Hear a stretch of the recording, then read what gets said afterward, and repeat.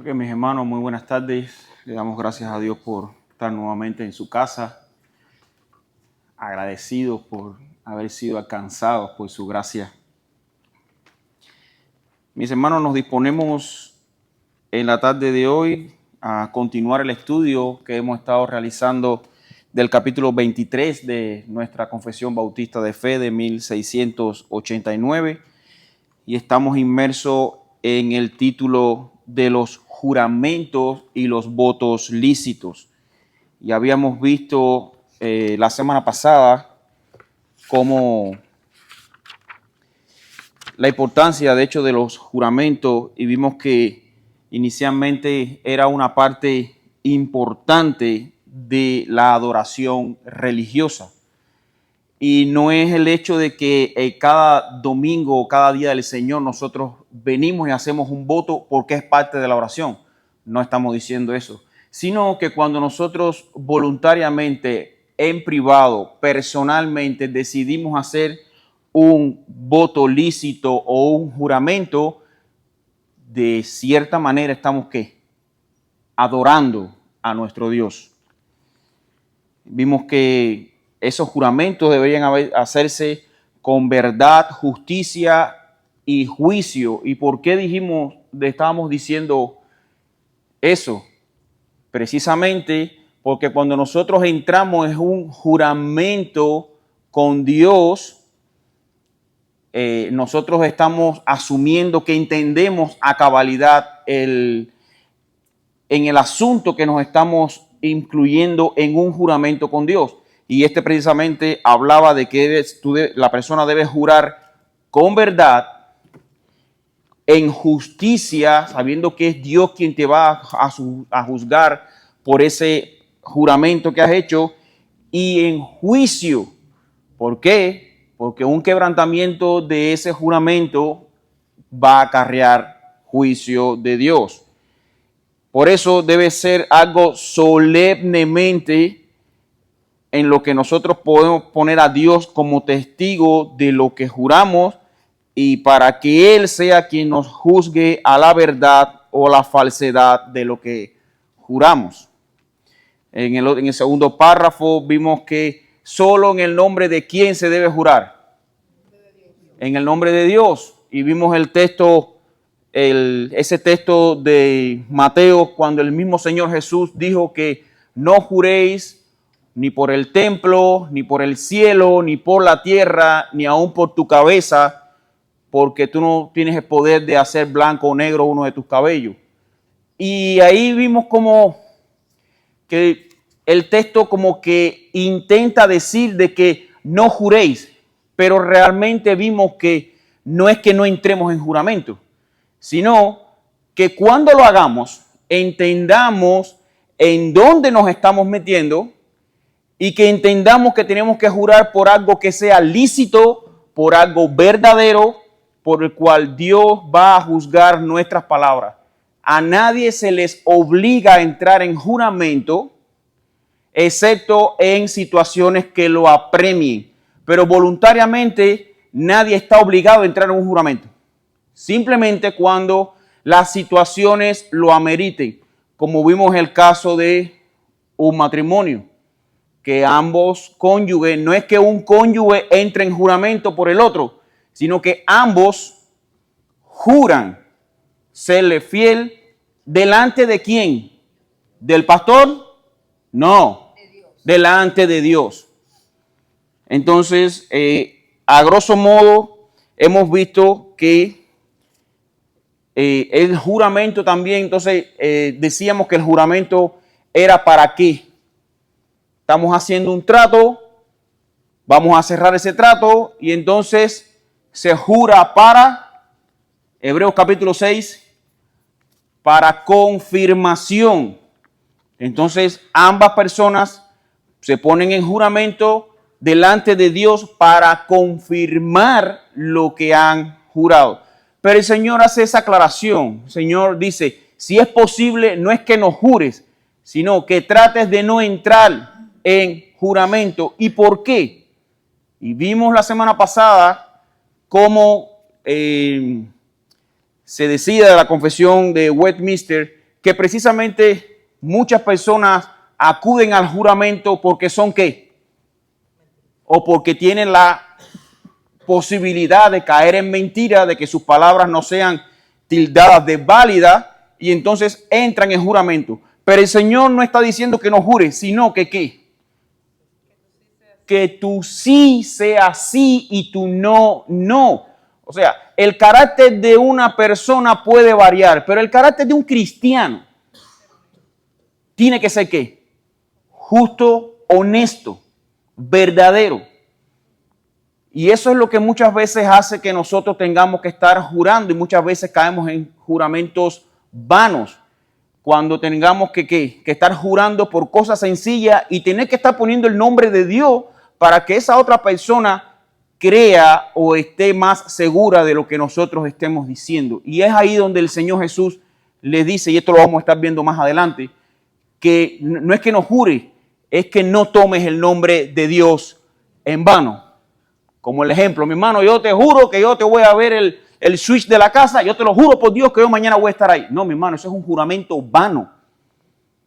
No mezcles a Dios porque vas a hacer una sencillez. No, cuando tú pongas el nombre de Dios, entiende que tú estás poniendo el nombre del ser más santo que hay en el universo. No lo tomes en vano. En el día de hoy estaremos posiblemente dándole punto final a este capítulo, pero estaremos viendo 3 párrafos. Y antes de comenzar la lectura y explicar la clase y entrar en el detalle, vamos a orar. Señor, te damos gracias, Padre, por tus misericordias, tus piedades. Permítenos, oh Dios, aprender más de ti, aprender de tu solemnidad y que tú no prohíbes un trato contigo, tú no prohíbes entrar en compromiso contigo, simplemente que tú nos adviertes, Señor, de que cuando entremos en ese compromiso debamos cumplirlo. Abre nuestras mentes, háganos entender de que un juramento, un voto, es un compromiso leal e infalible que estamos tomando contigo, Señor. Oh Padre, ayúdanos y que nos refleje más de tu carácter santo, de tu carácter honesto, de tu carácter infalible. En el nombre de Jesús te agradecemos, Señor. Amén. Amén. Bueno, mis hermanos, quiero que me acompañen entonces en el párrafo número 3. Y yo voy a estar utilizando hoy la Confesión Bautista de Fe de 1689 comentada por Waldron, porque hay ciertos comentarios de Sam Waldron, del pastor Sam Waldron, que vienen muy a tono y creo que nos van a arrojar más claridad y luz en la explicación de esta clase. Dice la confesión, dice párrafo 3, todo aquel que preste un juramento justificado por la palabra de Dios debe considerar debidamente el peso de un acto tan solemne y no debe afirmar en ellos nada más que lo que sabe que es verdad, pues por juramentos precipitados, falsos y vanos se provoca al Señor y a causa de esto se ha enlutado la tierra. Y quiero que veamos primeramente cómo los autores de la confesión de fe, ellos primeramente dicen que todo aquel que preste un juramento justificado por la palabra de Dios debe ¿qué? ¿Qué dice el párrafo? Debe considerar debidamente el peso de un acto tan solemne. Y por eso no se debe uno estar saliendo para jurar de cierta manera, para impresionar a otro, para que vea que tú eres sincero y hagas juramentos precipitados. Quiero que busquemos en Levítico capítulo 19, versículo 12. Y no juraréis falsamente por mi nombre, profanando así el nombre de tu Dios, yo Jehová. El 2, ok, disculpen. Está bien ese texto. Lo que pasa es que yo lo había lo había guardado en la clase a partir del versículo 11. Y dice el versículo 11, no hurtaréis y no engañaréis ni mentiréis unos a otros y no juraréis falsamente por mi nombre, profanando así el nombre de tu Dios, yo Jehová. Y como encontramos en este párrafo, debemos tener sumo cuidado de no entrar en juramento y votos, sino tener en cuenta la magnitud del asunto en el que nos estamos metiendo y mucho menos hacerlo con ligereza. Y quiero compartirle, hermanos, un relato que está en la palabra de Dios, un relato bíblico, donde un rey hizo un juramento a Jehová precipitado y aunque lo cumplió, fue muy grande su tristeza. Quiero que me acompañes en Jueces capítulo 11, versículos del 29 al 40. Y es una extensión bastante larga, voy a ir teniendo la lectura. Dice así su palabra. Y el espíritu de Jehová vino sobre Jefté y pasó por Galaad y Manasés, y de allí pasó a Mizpa de Galaad, y de Mizpa de Galaad pasó a los hijos de Amón. Y Jefté hizo voto a Jehová, diciendo, si entregares a los amonitas en mis manos, cualquiera que saliere de las puertas de mi casa a recibirme, cuando regrese victorioso de los amonitas, será de Jehová y lo ofreceré en holocausto. Y aquí quiero hacer una pausa. ¿Estaba obligado Jefté a entrar en voto con Dios? No. Y eso es muy importante. Quiero que lean el contexto del asunto. Fue el Espíritu quien vino a Jefté, pero el Espíritu no vemos en el texto que diga, Jefté, tú tienes que entrar en voto conmigo para que yo te dé la victoria sobre tus enemigos. ¿Aparece eso en el texto? No. Entonces, no había obligación de ninguno de parte de Jefté de entrar en voto. Y dice, y Jefté hizo voto a Jehová diciendo, si entregares a los amonitas en mi mano, cualquiera que saliere de la puerta de mi casa a recibirme, cuando regrese victorioso de los amonitas, será de Jehová y lo ofreceré en holocausto. Y fue Jefté hacia los hijos de Amón para pelear contra ellos, y Jehová los entregó en su mano. Y desde Aroer hasta llegar a Minit, 20 ciudades, y hasta la vega de las viñas, los derrotó con muy grande estrago. Así fueron sometidos los amonitas por los hijos de Israel.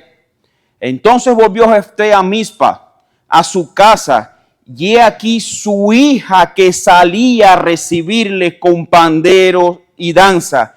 Y ella era sola, su hija única, no tenía fuera de ellos hijo ni hija. Ese hombre venía voluntarioso, sumamente alegre por haber conquistado la mayor guerra posible, una victoria sin igual. ¿Y en qué se le convirtió todo eso? ¿Quién salió a recibirlo? Su única hija. ¿Y qué es lo que había hecho él?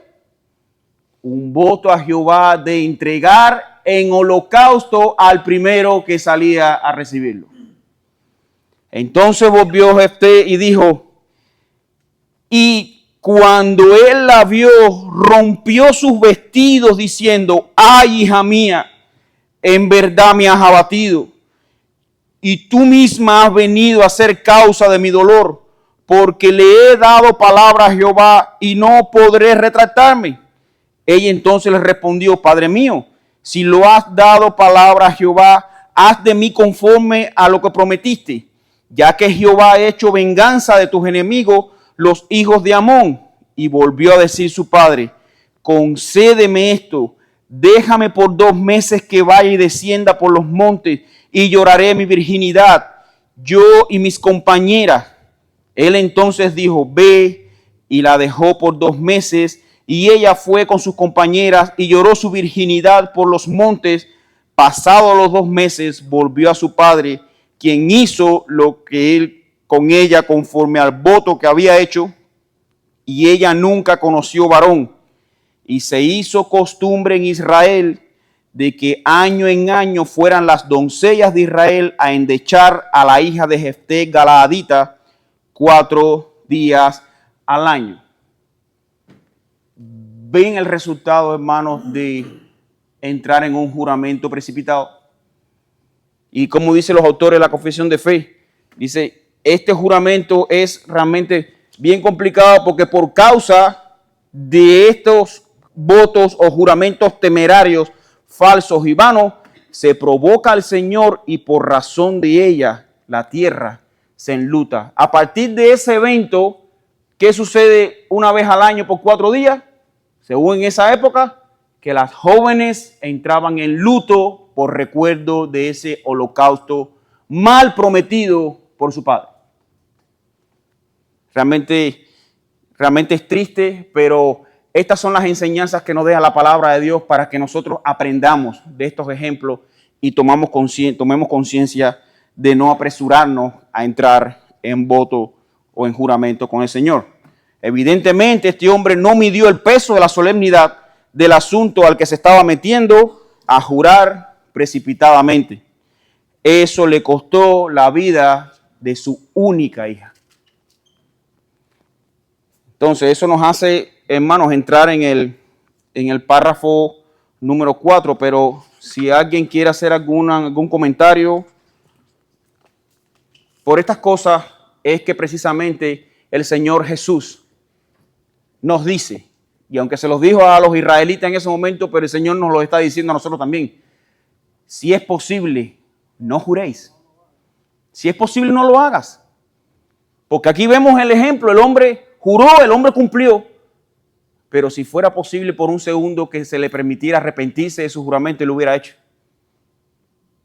Por eso nosotros cada uno, después de tener que estar pidiéndole al Señor por arrepentimiento, por haber entrado en un pacto, en un voto, sin pensarlo, tomemos nuestro tiempo, meditemos en Dios si es necesario o no tomar tal responsabilidad. Dice el párrafo, por eso los autores de la confesión de fe hablan diciendo primeramente que considerémonos, y esa palabra es importante, esa es la palabra que tú debes, es como ese constructor que antes de tomar paso para hacer un plano, hacer una construcción, es primeramente que analiza el terreno, los materiales, cuán costoso, el impacto que va a traer. El hombre hace un análisis. Bueno, nosotros antes de construir o meternos en un pacto precisamente, o un voto con Dios, nosotros como imagen de Dios debemos ser también, ¿qué? Inteligentes y considerar. Nosotros no actuamos como los animales, nosotros no actuamos como por impulso. Ese tipo de característica de actuar por impulso no es de un creyente. Nosotros debemos, ¿qué? Tomar conciencia antes de entrar en este tipo de juramento. Entonces, por eso dice, todo aquel que haga un juramento justificado por la palabra de Dios, y eso es primeramente lo que tenemos que hacer nosotros. Cuando vamos a entrar en un juramento, cuando vamos a hacer un voto, tenemos que ver qué justifica esta acción que yo voy a tomar. ¿Es justificable? ¿Vale la pena que yo lo haga? ¿Vale la pena que yo involucre el nombre de Dios en esto? Sigue diciendo, dice, debe considerar seriamente la gravedad de un acto tan solemne. ¿Qué implica? No es solamente, Señor, yo te juro en tu nombre, lo que implica, y esto es lo que hablaban los autores de la confesión de fe en el primer párrafo, tú estás jurando en verdad, en justicia y en juicio. Y dice, y no afirmar en el mismo nada, sino lo que sepa que es verdad. Y esto también nos debe servir nosotros como creyentes a la hora de poner nuestro nombre y nuestra honestidad por alguien más. Si tú vas a servir como testigo en un juicio que es muy a menudo se dan y cualquiera de nosotros puede ser testigo, tenemos que nosotros estar conscientes de que de la veracidad de lo que estamos jurando. Porque aunque, como pusimos el ejemplo la semana pasada, muchos hoy en día en las películas lo vemos, ¿no? Pone la mano arriba de la Biblia, jura decir la verdad, toda la verdad y nada más que la verdad, y él muy valerosamente dice, lo juro, y nosotros sabemos que no lo está haciendo. Pero ellos no conocen el peso de la magnitud del juramento que están haciendo delante de Dios. Ellos no lo conocen, pero tú y yo sí lo sabemos, mi hermano. Y entonces debemos tomar conciencia de eso. Dice, por eso quiero buscar, hermano, si es posible, también Éxodo capítulo 20, versículo 7.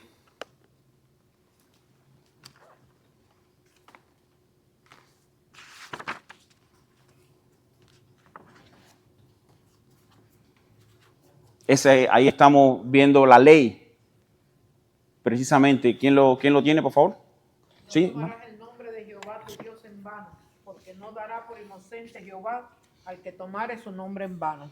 Exacto. Y ahí, hermano, hay un aspecto importante que quiero traer también aquí en el comentario de Sam Waldron, porque muchas veces vemos votos ilícitos o que no entres en voto, que no entres en juramento.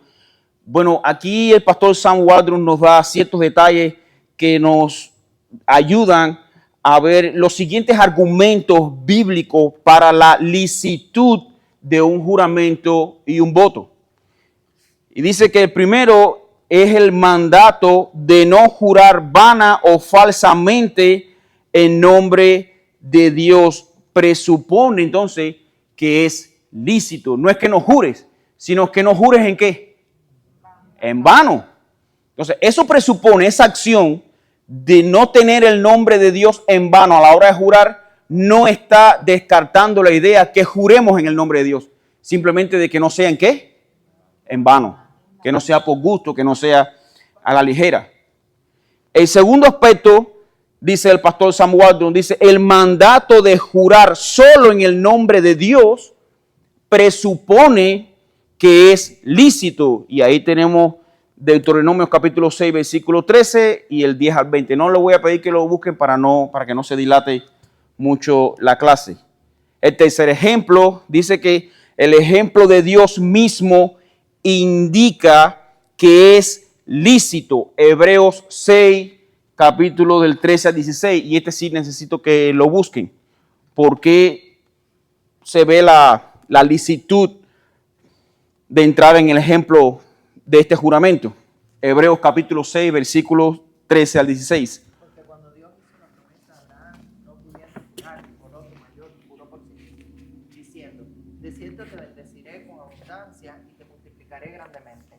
Y habiendo esperado con paciencia, alcanzó la promesa. Porque los hombres ciertamente juran por uno mayor que ellos, y para ellos el fin de toda controversia es el juramento para confirmación. Exacto. Es el juramento para confirmación. No te está diciendo que no jures, sino que el jurar ya por un caso extremo o un caso que amerite ese juramento, debe serlo, pero hacer un juramento para confirmación de lo que se está haciendo. Bueno, aquí vemos también como cuarto el ejemplo de muchos santos del Antiguo Testamento indica que la licitud, vemos el ejemplo de Abraham, vemos el ejemplo de Jacob 47:30, vemos el ejemplo de José, vemos el ejemplo también de Elías, de Nehemías, Esdras, vemos, dice, todos tomaron o prestaron juramento. En la ley de Moisés requería juramento en ciertas situaciones. En Números capítulo 5, versículos 19 y 21. Y si alguien lo tiene, lo puede buscar, por favor. Números capítulo 5, versículos 19 y 21.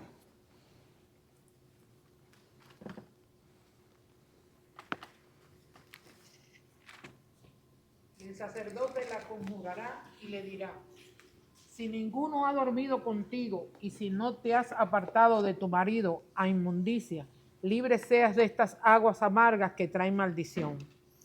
El sacerdote conjurará a la mujer con juramento de maldición y dirá a la mujer: Jehová te haga maldición y execración en medio de tu pueblo, haciendo Jehová que tu muslo caiga y tu vientre se hinche.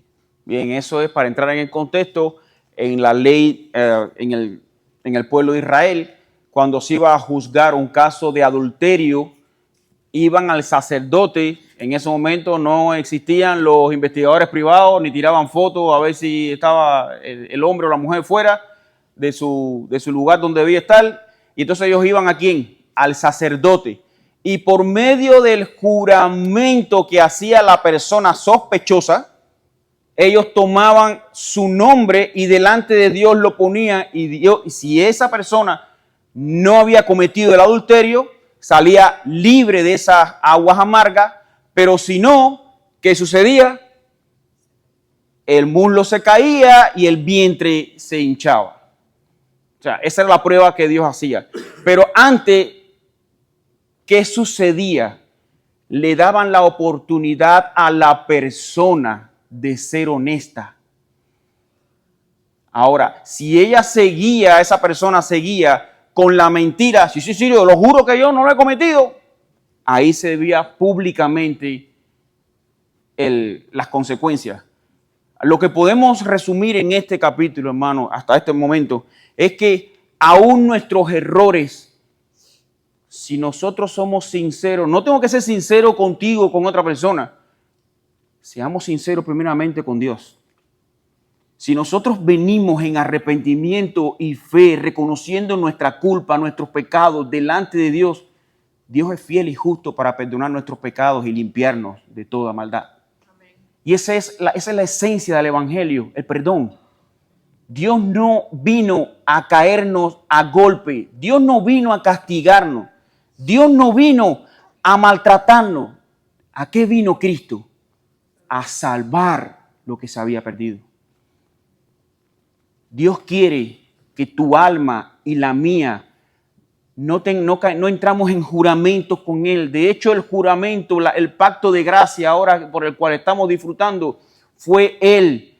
El animal que fue partido en la cruz fue Él. El animal que resucitó fue Él porque no tiene pecado. Y junto con esa resurrección te quiere poner a ti y a mí en ese pacto de gracia. Dios quiere que tú vivas total y completamente seguro en su gracia.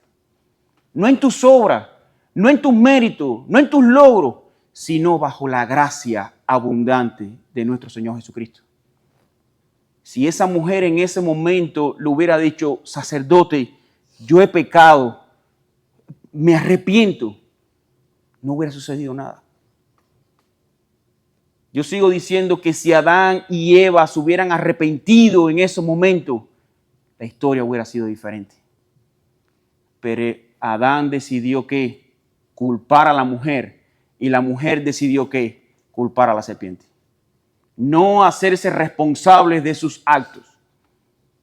Y si lo hubiera dicho Dios, gracias a Dios que no lo hizo, tú juras que no lo hiciste, ellos hubieran dicho: no fue mi culpa. Y el mal hubiera sido aún peor. Pero todo estaba en las manos de Dios. Dios lo que quiere proveer a ti y a mí es seguridad, es veracidad, es honestidad. Sé honesto contigo mismo. Entiende que eres pecador y que necesitas arrepentirte de los tales. Sigue diciendo los autores de la confesión de fe, y dice el Salmo 24:4, dice: ¿quién subirá al monte de Jehová? ¿Y quién estará en su lugar santo? El limpio de manos y puro de corazón, el que no ha elevado su alma a cosas vanas, ni jurado con engaño. Él recibirá bendición de Jehová y justicia de Dios, del Dios de salvación. Ahora, mis hermanos, habiendo visto cuáles son los parámetros que debe tener un juramento para que sea lícito, ¿cuáles son entonces los juramentos que Cristo prohíbe? Bueno, quiero leerles textualmente lo que dice el comentario de Sam Waldron. Y dice así el comentario de Sam Waldron. ¿Qué prohíbe? ¿Qué prohíbe por Cristo? Por tanto, Cristo al decir, no juréis en ninguna manera. Bueno, Él condena todo uso vano o frívolo de eufemismo para el nombre de Dios en juramento para conseguir que se dé crédito a nuestras palabras, al tiempo que evitamos la obligación de una honestidad absoluta. En otras palabras, lo que Cristo busca es que tú emocionado digas palabras tan lindas que convenzas el oído ajeno, pero que no lo cumplas. Dice Sam Waldron.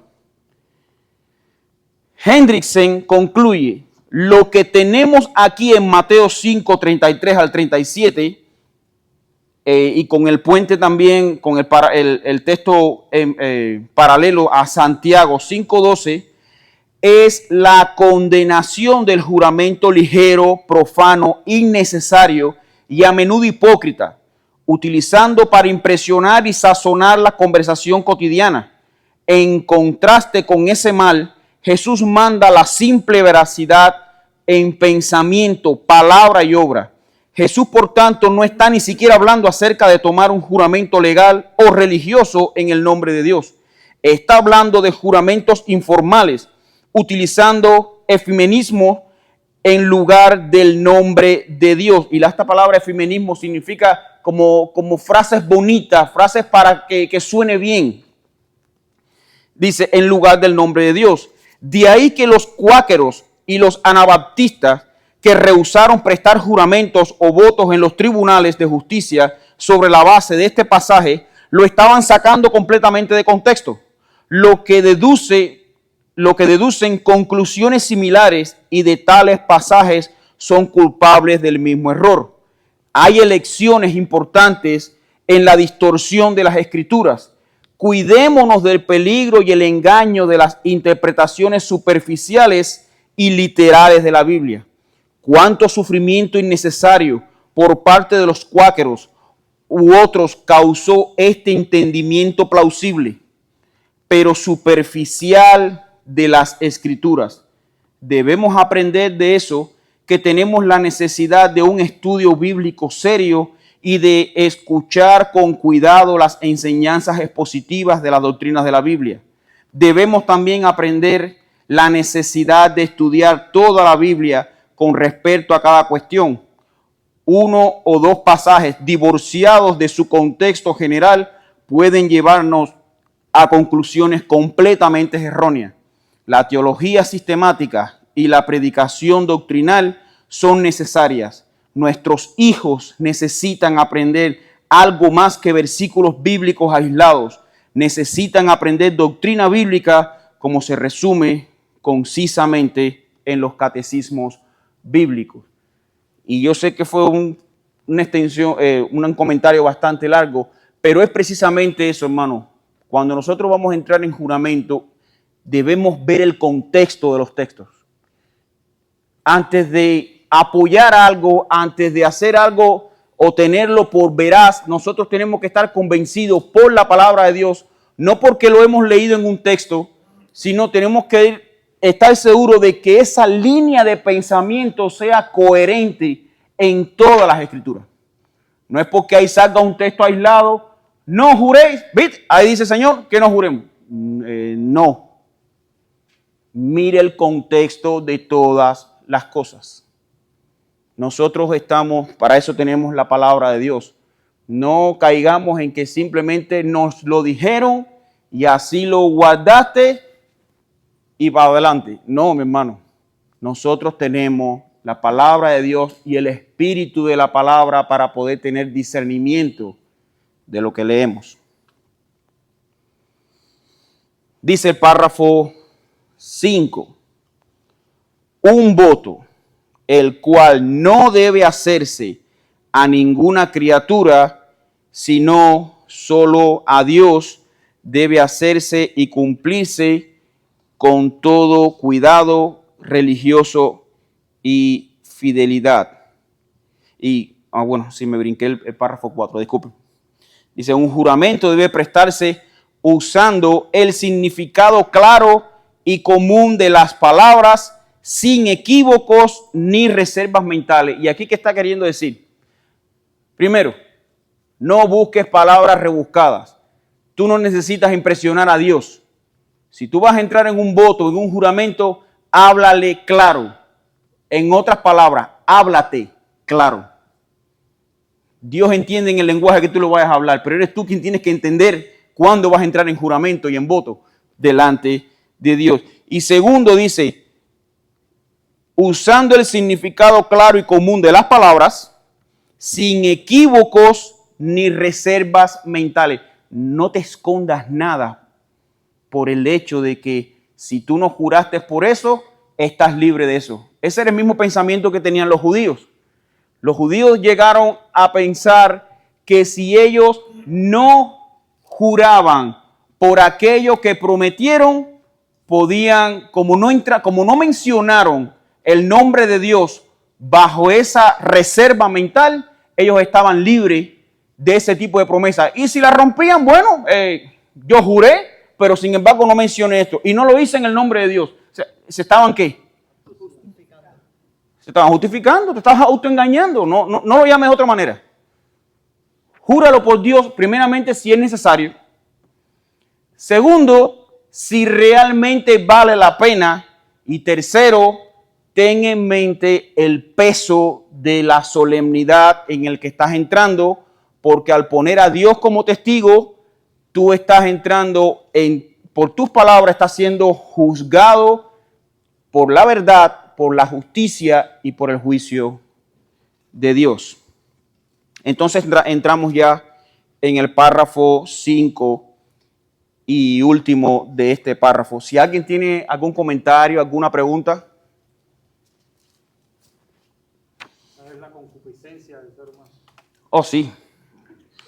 Sí, y también ese carácter voluntarioso de sin pensar hablar. Y ahí tengo que reconocer de que si no soy yo el primero, estoy entre del 1 al 3 en el ranking. Gracias a Dios que me ha dado una esposa que piensa antes de hablar porque... Gloria a Dios. Me ha dado un esposo que me dice que Sí. Y mi esposa por esa parte es mi ayuda idónea. Ella antes de eso, tranquilo caballo, que todavía no ha arrancado la carrera. Tranquilo. Entonces, hasta aquí que hemos visto, hermano. Hemos visto primeramente que el juramento debe hacerse en el nombre de Dios, al igual que el voto. Ahora,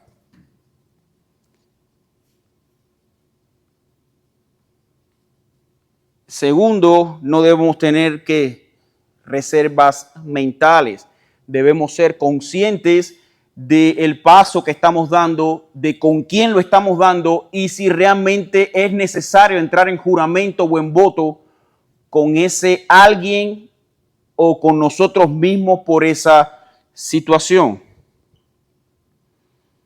Y ahora, esto nos lleva al párrafo número 5. Dice, un voto, el cual no debe hacerse a ninguna criatura, sino solo a Dios, debe hacerse y cumplirse con todo cuidado religioso y fidelidad. Y aquí vamos más adelante a estar viendo cuál es la diferencia entre un juramento y un voto, porque vemos que ya aquí estamos usando los dos. En los primeros 3 párrafos estuvimos usando el juramento. Y el juramento mayormente se usa para dar por sentado o para concretar un pacto entre personas. Bueno, ¿y qué es lo que pasa con el voto? Ahí lo veremos más adelante. Quiero que busquemos en el Salmo 76, versículos 11 y 12. Salmo 76, versículos 11 y 12. Prometed y pagad a Jehová nuestro Dios. Todos los que están alrededor de él traigan ofrendas al temible. Cortará él el espíritu de los príncipes. Temible es a los reyes de la tierra. Y aquí esta palabra de la promesa está en imperativo. prometed y pagad a Jehová vuestro Dios. Si tú lo prometes, cúmplelo, no por el bien de Dios, sino por tu propio bien. En Génesis capítulo 28, versículos 20, 21 y 22, vemos aquí cómo Jacob entró en un voto de agradecimiento. Y aquí hay varios detalles que podemos ver, como no solamente es una promesa por hacer una promesa, hay votos de agradecimiento. Dice, e hizo Jacob voto diciendo, si fuere Dios conmigo y me guardare en este viaje en que voy, y me diere pan para comer y vestidos para vestir, y si volviere en paz a casa de mis padres, Jehová será mi Dios, y esta piedra que he puesto por señal será casa de Dios, y todo lo que me diere el diezmo apartaré para ti. Y aquí vemos cómo a través de este voto, Jacob, por medio de los diezmos que iba a ganar, él iba a ser agradecido por la obra que Dios iba a hacer con él. Y esto nos debe llamar a constancia, hermano. Muchas veces nosotros le oramos a Dios, le pedimos a Dios por una necesidad, pero una vez que Dios contesta, como que nos olvidamos de Dios. No es bueno en ese momento entrar en voto con Dios. Y no es que va por medio de este voto que tú vayas a hacer como hizo Jacob. Si tú me das esto, yo te voy a hacer esto. Tú no estás negociando con Dios. Aún cuando tú intentes negociar con Dios, si Dios te contesta, es por su pura misericordia y gracia abundante sobre ti. No es porque tú estás negociando con Dios. Pero aún así, muéstrale que ese respeto, ese amor, esa solemnidad de la gracia que tuvo contigo, y puedes legítimamente entrar en voto con Él. Ahora, ¿qué voto vas a hacer con Él? Solo tú y Dios lo saben. Lo que simplemente ten en mente de que debe ser algo lícito, algo que puedas cumplir, porque vas a entrar en un juramento con Dios que vas a hacer valorada tu verdad, tu honestidad, bajo juicio y justicia. Ya eso depende de cada uno. Ahora, hermano, como le decía, ¿cuál es la diferencia entre un juramento y un voto? Ambos suenan muy parecidos. Bueno, el pastor Sam Waldron, en su comentario en este capítulo, dice lo siguiente: hay dos grupos de palabras distintos en la Biblia que se refieren respectivamente a los juramentos y los votos en las Escrituras. Estos dos grupos de palabras se utilizan juntos en Números 30, versículo 2. Y no quiero que busquen la cita para no dilatar más esto. De una manera que da a entender su similitud en cuanto a significado. Ambos son promesas solemnes, ambos son divinamente aprobados. Así, mucho de lo que se ha dicho anteriormente tiene que ver también con los votos. Estos deben hacerse religiosamente y cumplirse fielmente. Ahora, ¿cuál es, por tanto, la diferencia entre juramento y los votos? Bueno, los votos son promesas solemnes hechas ante el Señor.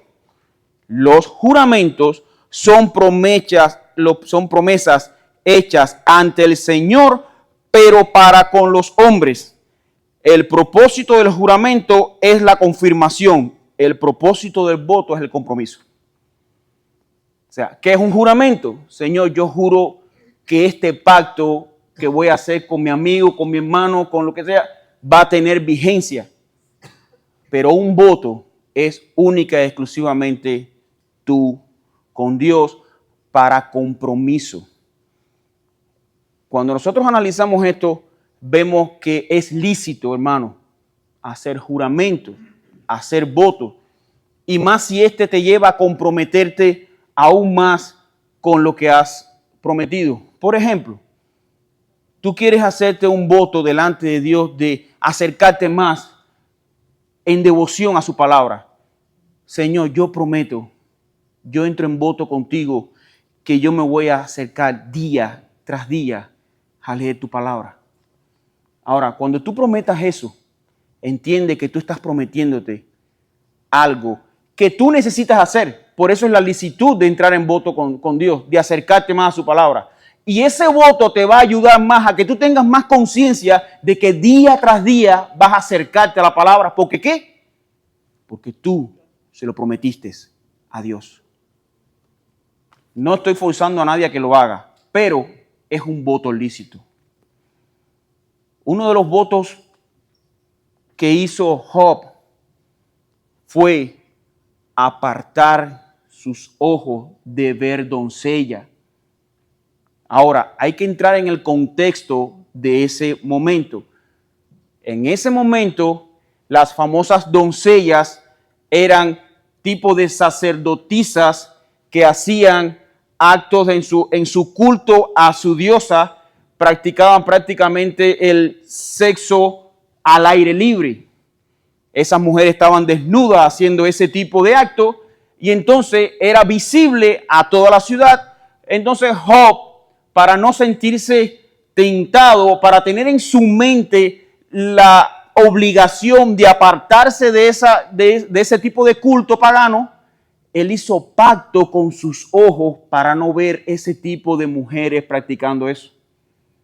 Bueno, hermano, hoy en día hay un pacto que quizás cada uno de nosotros también tengamos que hacer, y es precisamente con la pornografía. La pornografía es un evento, para decirlo de alguna manera, que se ha ramificado de tal manera la sensualidad. No hay un programa de televisión, no hay una película, no hay una serie que no esté bombardeado. Todas las redes sociales siempre hacen alusión a eso. Bueno, creo que tú y yo, hermanos, debemos, como creyentes, hacer pacto con nuestros ojos y cuidar la tecla que damos clic, cuidar en el mando a qué película le hacemos para ver, cuidado en el lugar de la internet que nosotros buscamos, porque somos carne. Nosotros tenemos un enemigo que no necesitamos alimentar. Simplemente Él se alimenta cuando nosotros nos dejamos de alimentar del Espíritu de Dios. Cuando nosotros descuidamos la lectura diaria, cuando nosotros descuidamos la oración, cuando nosotros descuidamos eso, ese animal que está dentro de nosotros cobra cada vez más fuerza. Y no es porque lo diga yo, el mismo Pablo lo dice. Miserable de mí, ¿quién me librará de este cuerpo de qué? De muerte. Los deseos de la carne son contrarios a los deseos de Dios. La carne no quiere someterse a los mandatos de Dios. La carne siempre te va a desviar a que tú hagas lo que tienes que hacer. Y Pablo nos lo decía, dice, lo que quiero hacer no lo hago, mas lo que no quiero, eso hago. No es porque no seas creyente, es porque tienes una bestia pecaminosa dentro de ti que no puedes descuidar. Tenemos que rogarle a Dios y pedirle que nos ayude, porque nuestra inclinación natural de esta carne de pecado es ir en contra de Dios. Es esa concupiscencia que está al acecho vigilándonos para hacernos caer delante de Dios. Pero Dios no nos ha dado un espíritu de cobardía. Dios nos ha dado un espíritu de amor y de dominio propio. Podemos nosotros, estamos capacitados por su espíritu, ¿a qué?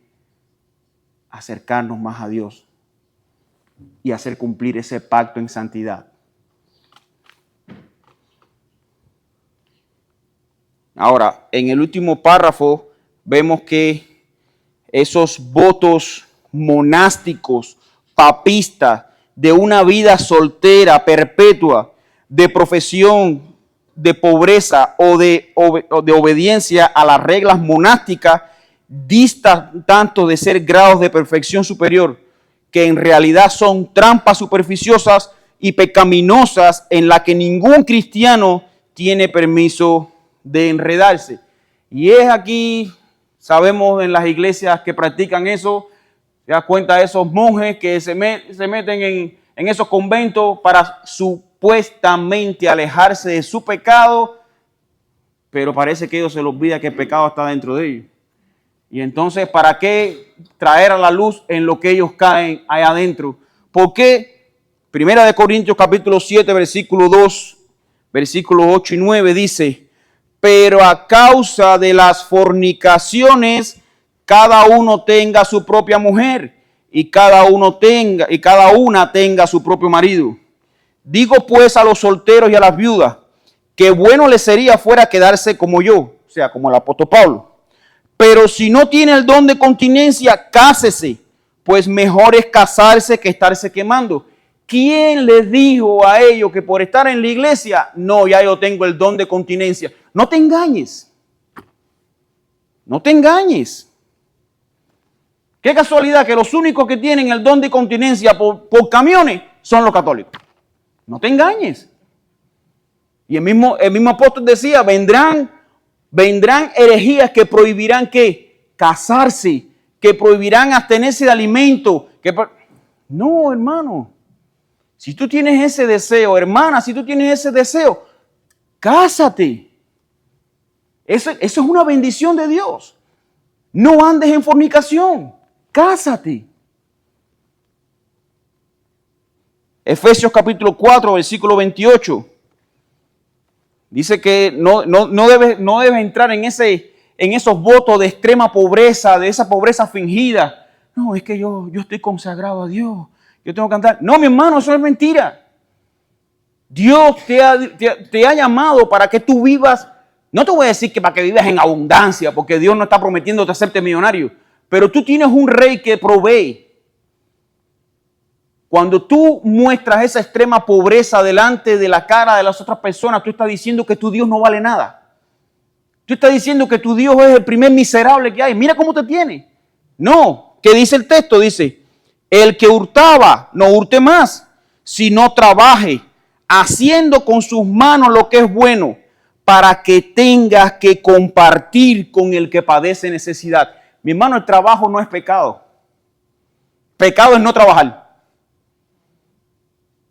Y hay personas que le está limitado, y es por eso que el texto dice, el que hurtaba no hurte más, sino que trabaje con sus manos, ¿para qué? Para que se aumente la cuenta de banco. No, para que tengas con qué compartir con el que padece necesidad. Hermanos, compartir es una bendición. Cuando nosotros tenemos y podemos sacar una parte y compartirlo, eso es una bendición que Dios te está dando. Dice Mateo 19, versículo 11. Él hablando del contraste del divorcio. Y le dijeron los apóstoles, le dijeron sus discípulos, si así es la condición del hombre con su mujer, no conviene casarse. Entonces él le dijo, no todos son capaces de recibir esto, sino aquellos a quienes es dado. Pues hay eunucos que nacieron así del vientre de su madre, hay eunucos que son hechos eunucos por los hombres, hay eunucos que a sí mismos se hicieron eunucos por causa del reino de los cielos. El que sea capaz de recibir esto, que lo reciba. O sea, no te están obligando a que tú dejes de casarte, a que tú vivas en matrimonio. No hay un texto en la palabra de Dios, en la iglesia bautista reformada Tiempo con Dios, que te prohíba entrar en matrimonio. No lo hay. Ese es un voto sagrado. De hecho, es el primer voto que Dios le permitió hacer entre un hombre y una mujer. Dice, por cuanto lo que Dios unió, que no lo separe el hombre. Dejará el hombre a su padre y a su madre y se unirá a su mujer y los dos serán ¿qué? Una sola carne. ¿Podemos entrar en voto? Sí, el matrimonio es un ejemplo. ¿Podemos entrar en voto? Sí. Pero hermano, analiza el peso de la solemnidad en la que tú estás entrando. Antes de practicar un juramento o un voto, practica más tu honestidad, la veracidad de tus palabras, la confianza que tú puedas emanar para que aquellas personas cuando vean que tú hablas, te crean y no necesites entrar en juramento. Sí, hermano. Sí, señor. El comentario del voto de Job sobre las doncella yo tenía otro entendimiento. Primera vez que escucho que doncella se refería a prostitutas que andaban desnudas. Sí. ¿De dónde sale eso de...? Es un comentario de varios comentaristas que hablan acerca del contexto de la época. Y de hecho sí, de hecho eso fue una práctica bastante, sobre todo en Corinto.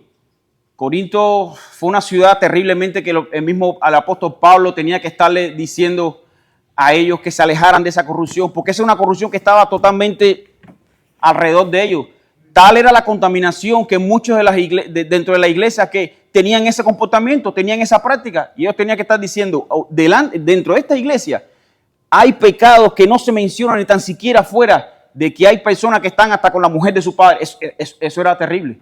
Yo entiendo de Corinto porque ahí habla de sacerdotisas. Ajá. Practicaban eso, pero en Job son doncellas. Sí, están hablando, no utiliza la palabra sacerdotisas, pero era un culto pagano alrededor de eso mismo. Supuestamente en la historia dice que el libro de Job fue el primer libro que se escribió. Entonces, la palabra sacerdotisa quizás no se manejaba en ese contexto de ese libro. Decían que como eran mujeres jóvenes que practicaban ese culto, le llamaban doncellas.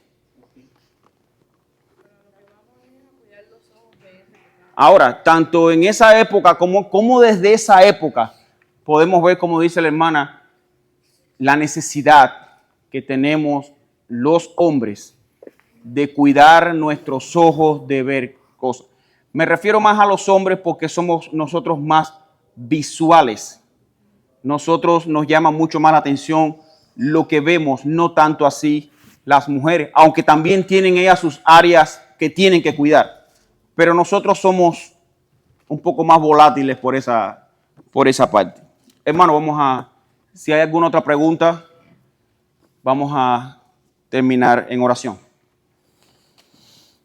Oh Señor, te damos gracias, Padre, porque vemos, Señor, tu mano, vemos cómo tú nos cuidas aún hasta para entrar en juramento y voto contigo, Señor. Cuida nuestro andar, cuida, Señor, nuestras palabras, que seamos sinceros, que no caigamos en la tentación de mentir para salir de un apuro, sino, Señor, que en tu nombre seamos guardados, cuidados, desde nuestros labios, nuestros ojos, nuestras actitudes, nuestros pensamientos, Señor. Cuídanos, Padre. Agradecidos contigo, Señor, por habernos mostrado tu palabra y este fin de este capítulo, Señor. Padre, nos arroja más luz del deseo, oh Dios, que tú tuviste desde antes de la fundación del mundo de relacionarte con nosotros, Señor. No porque tú lo necesitabas, sino porque así de grande es tu gloria, Señor, que creaste a este pueblo para que te conociera, Señor.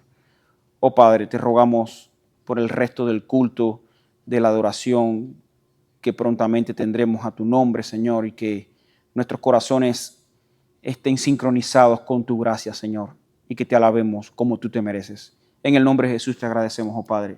Amén.